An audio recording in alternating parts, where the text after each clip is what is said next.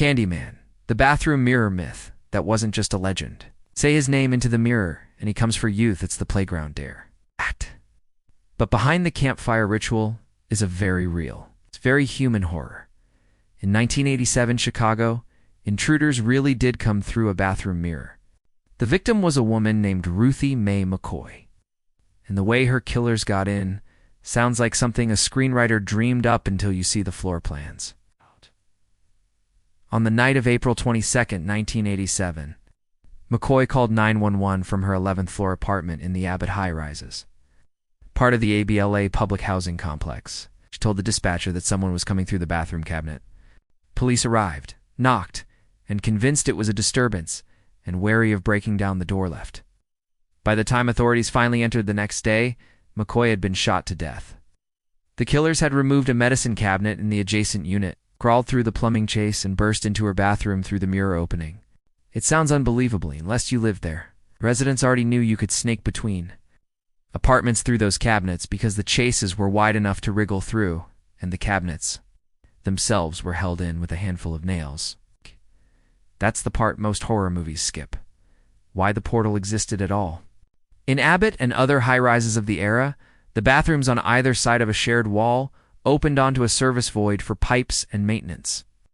Take out one cabinet, punch through the other, and you had a secret hatch from one apartment to the next door. As gang members discovered, a way to move vertically between floors, it wasn't a ghost story. It was bad design meeting institutional neglect. If you've seen Candyman 1992, you've watched a version of McCoy's story play out.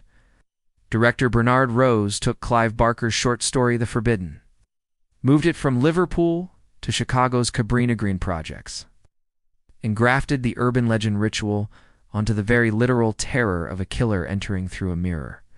In the film, the medicine cabinet hole, ISNT metaphor it, S, a construction flaw you can push through with your hands.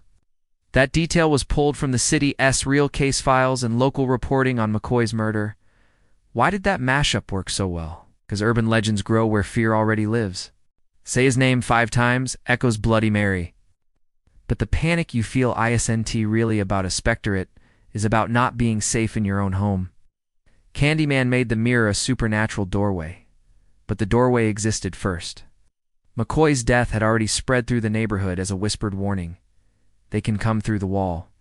The movie just amplified what residents already knew. The way the city reacted to McCoy's killing is just as chilling as the crime. Her case barely flickered in the mainstream press until a later report highlighted the medicine cabinet entry.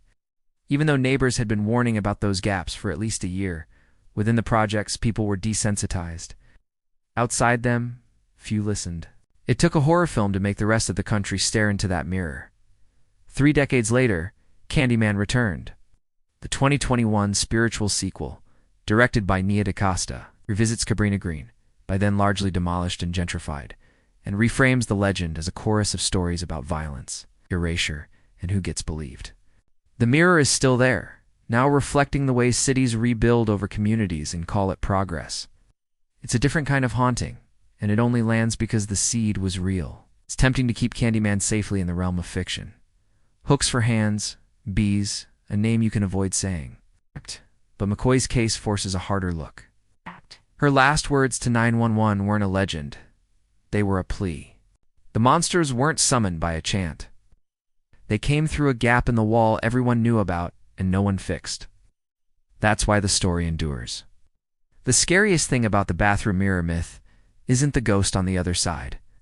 It's the system that left the hole there. If you're telling or filming this legend today, remember the name Ruthie Mae McCoy. The movie made the mirror famous. She's the reason it matters.